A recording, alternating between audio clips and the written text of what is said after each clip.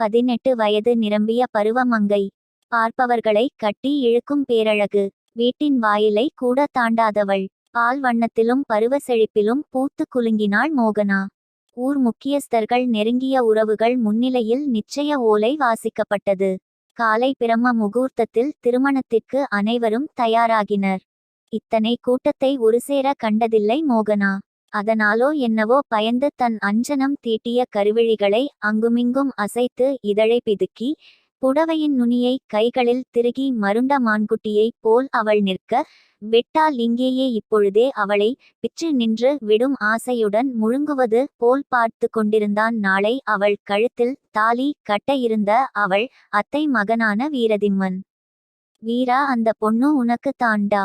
இத்தனை பேர் முன்னாடி இப்படியா பாப்ப? அவன் நண்பன் தோளில் இடித்தான். இன்னும் 6 மணி நேரத்துல அவ என் பொண்டாட்டி. நினைக்கும் போது அப்படியே ஜிவ்வுன்னு இருக்கு. எத்தனையோ பொண்ணுங்கள் பாத்துருக்கேன், அனுபவிச்சுருக்கேன். ஆனா இவ கண்ணு தர்ற அந்த போதைய வேற எவளும் தந்ததில்லை. அதனாலதான் இந்த வீராவோட பொண்டாட்டியா இவள அனுபவிக்கணும்னு இத்தனை நாளும் காத்திருந்தேன். விட்டா இப்போவே தாலி கட்டி அவள என் பொண்டாட்டி ஆக்கிடுவேன். என்ன பண்ண நேரம் காலம்னு தடுத்து வச்சிருக்கானுங்க. ஊர்ல எத்தனையோ நல்ல குணமுள்ள பையன்களுக்கு பொண்ணு கிடைக்காம திரியிறானுங்க. எல்லா பொறுக்கித்தனமும் முள்ளமாரித்தனமும் செய்ற உனக்கு இந்த அரண்மனையோட இளவரசி இம்புட்டு அழகா, இவ்வளவு சொத்தோட எல்லாத்துக்கும் ஒரு அதிர்ஷ்டம் வேணும். அவனுக்கு எங்கேயோ மச்சம் இருக்கு என்று அவன் நண்பன் தன் மனதோடு புலம்பிக் கொண்டான். மோகனாவின் தாய் தந்தை இறந்து விட அவன் அத்தை வடிவுக்கரசி தான். அவளுக்கு அத்தை அம்மா எல்லாமே. சபையில் அனைவரிடமும் ஆசி வாங்கியிட்டு மோகனவை அறைக்கு அழைத்துச் சென்றார் வழக. அத்தம்மா, எனக்கு இந்த ட்ரெஸ் பிடிக்கவே இல்ல. ஏன் இப்படி சுத்திவிட்டுக்க? இவ்வளவு தகை தேவையார்? உள்ளே நுழைந்ததும் மளமளவென கழட்ட ஆரம்பித்தாள். மோகனா, இப்படிலாம் பண்ணக்கூடாது. காலையில உனக்கு கல்யாணம். அதனாலதான் இவ்வளவு அலங்காரம் பண்ணிருக்காங்க. அதை கூறும் பொழுதே அவர் கண்கள் கலங்கியது. மோகனாவும் நிமிர்ந்து அவரை பார்க்க, ஏத்துக்க பழகிக்கட்டென்று அவன் தலையை வாஞ்சையாக தடவியாதே நேரம் கதவை திறந்து கொண்டு உள்ளே வந்தான் வீரா. மாமா, நீ கொஞ்சம் வெளில போ. நான் அவ கிட்ட பேசணும். தம்பி, என்னதான் நம்ம எல்லாம் ஒரே வீட்டில் இருந்தாலும் நாளைக்கு கல்யாணம் முடிகிற வரைக்கும் அவளை நீ பார்க்க கூடாதுப்பா. மாமா, எனக்கு எல்லாம் தெரியும். நீ வாய் பேசாம ரூமை விட்டு வெளியே போ.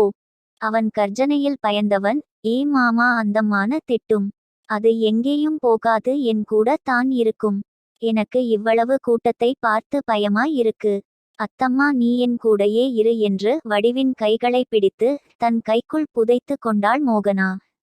அதான் மாமா துணைக்கு இருக்கேன்ல. இனிமேல் எப்போதும் மாமா உன் கூட தான் இருப்பேன். அத்தைய விடு. மாட்டேன் போட. மோகனா விட சொன்னா விற்றணும். இல்ல மாமா, என்ன பண்ணுவேன்னு தெரியும்லா. கண்களை உருட்டி வீரா மிரட்டியதும் மோகனவின் கைகள் தன்னிச்சையாக வடிவின் கைகளை விடுத்தது. அவனை அடிக்கிறேன் என்ற பெயரில் உடலின் எந்த பாகத்தில் வேண்டுமானாலும் கை வைப்பான். நெருப்பை அள்ளி கொட்டும் அந்த செய்கையை யார் அனுபவிப்பது என்று அமைதியாக இருந்தான். வெளியே போ என்று கண்களாலே தன் தாயிற்கு கட்டளை பண்ணிக்க தலையை குனிந்து கொண்டு வெளியேறினார் வடிவு. என்னதான் தான் பெற்ற பிள்ளையாக இருந்தாலும் அவனுக்கு அப்படியே அவன் தந்தையின் குணம். தாய் என்ற மதிப்பு மரியாதையும் கிடையாது. துளி பாசமும் கிடையாது. ஒட்டுமொத்த தாய்மையின் உணர்வை மோகனாவிடம் மட்டுமே உணர்ந்தார் வடிவு.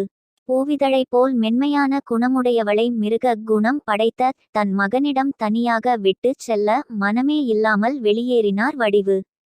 என்னடி அம்மா கூட இருந்தா பேச்செல்லாம் சத்தமா வருது. என்ன பயம் போயிருச்சா என்று அவள் இடையை இறுக்கி பிடிக்க வலியில் முகம் கழித்தவள், அப்படிலாம் இல்ல மாமா, பயமா இருந்துச்சு. அதான். ஏன் என் கூட இருக்க உனக்கு என்ன பயம்? ஆர் இடையை பிடித்து தன் முகத்திற்கு நேரே இழுக்க அவன் மீது முட்டி மோதி நின்றாள். கண்களை மூடி மூச்சை இழுத்து அவள் வாசத்தை முகர்ந்தான். கைகள் அவள் தோளில் பதிந்தது. மெல்ல கீழே இறங்கிய விரல்கள் அவள் பெண்மையினை தீண்ட இருந்த நேரம் நறுக்கென அவன் கையில் கடித்து வைத்தாள் மோகனா. இப்படி பேட்டச் பண்ணக்கூடாதுன்னு உனக்கு எத்தனை வாட்டி சொல்லிருக்கேன், என்ன விடு என்று அவனிடம் இருந்து விலகினாள். விடுவிடென்று எத்தனை நாளைக்கு இப்படியே ஓடுவ? நாளைக்கு நீ என் பொண்டாட்டி. உன்ன நான் என்ன வேணாலும் செய்யலாம் தெரியுமா உனக்கு? பொண்டாட்டியாடா அப்போ மாமா அத்தையை போட்டு அடிக்கும் கேட்டா அவ என் பொண்டாட்டின்னு சொல்லுவாரு. அது மாதிரி நீயும் என்ன அடிப்பியா? கண்களில் பயத்துடன் இதழ் குவித்து அவள் கேட்க தன் இரு கைகளால் அவளது தலையை பிடித்து ஆட்டியவன், உன்னை நான் அடிக்கவே மாட்டேன். ஆனா நான் சொல்றத எல்லாம் செய்யணும். நாளையிலிருந்து உன்னை நான் எப்படி வேணாம் பண்ணுவேன், என்னென்னவோ செய்வேன். ஆனா நீ எதுக்கும் மறுப்பு சொல்ல கூடாது, அழக்கூடாது, ஓகேவா? அப்போ என் புருஷனாக போரியாடர். அந்த வார்த்தையை அவன் வாயிலிருந்து கேட்டதும் கர்வமாய் சிரித்துக்கொண்டே ஆமாம் என்று தலையசைத்தான். இல்லையே, கழுத்தில் மஞ்சள் கயிறு கட்டணும், அப்பதான் புருஷன். அவங்க கூட நாம எப்பவுமே இருக்கலாம், அவங்க டச் பண்ண அது தப்பில்லைன்னு அத்தம்மா எனக்கு சொல்லி கொடுத்திருக்காங்க. நாளைக்கு காலையில உன் கழுத்துல நான் மஞ்ச கயிறு கட்டிருவேன். அப்புறம் நீ முழுக்க முழுக்க எனக்கு மட்டும்தான் சொந்தம். நான் சொல்றபடி தான் நடந்துக்கணும், பேசணும், என்னோட அனுமதி இல்லாமல் எதுவும் பண்ண கூடாது. அப்ப கட்டிக்கோ, என்ன தொட்டுக்கோ, இப்ப விடு என்று அவனிடமிருந்து வம்படியாக விலகினாள். அவளை பார்த்து ஏக்க பெருமூச்சு விட்டவன், என்னோட 10 வருஷ தவம் நாளைக்கு பூர்த்தி ஆக போகுது.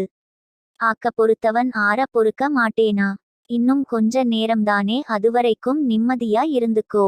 அதுக்கப்புறம் என்னோட உடம்பு பசிக்கு மொத்த உணவும் நீதான். அவள் கன்னம் தட்டி விட்டு வெளியேறினான். அதுவரை எதுவும் தெரியாத குழந்தை போல் நின்றிருந்த மோகனாவின் கண்கள் பனித்தது. அவனிடமிருந்து தன்னை காத்து கொள்ளவே இந்த குழந்தைத்தன நாடகம். இதுவும் வடிவின் யோசனைதான். அந்த அரண்மனையை பொறுத்தவரை தன் மகனை தாண்டி அவளை யாரும் எதுவும் செய்துவிட முடியாது என்று அவருக்கு தெரிந்தாலும் தன் மகனிடம் இருந்து அவளை காப்பாற்றும் பொறுப்பு அவருக்கு இருந்தது. சிறுவயதிலேயே மோகனாவை நெருங்கி வருவதும் தொட முயல்வதும் கட்டி அணைப்பதும் என அவரே கண் கூட கண்டிருக்கிறார். இதை எடுத்துச் சொன்னாலும் அவன் கேட்கவில்லை.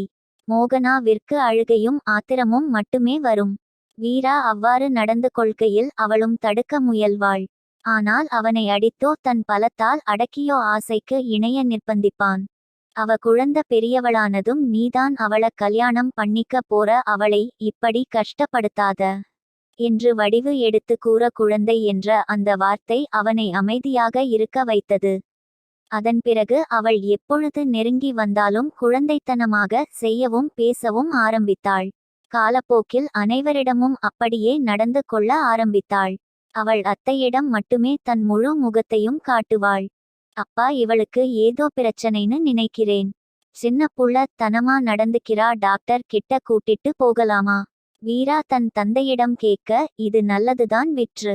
இப்படி புள்ள பூச்சியா இருந்தா தான் நாம செய்யுற எதையும் தட்டி கேட்க மாட்டா. உனக்கு அடங்கி இருப்பாடா என தன் மகனுக்கு அறிவுரை வழங்கினார். எல்லாம் சரிதான்,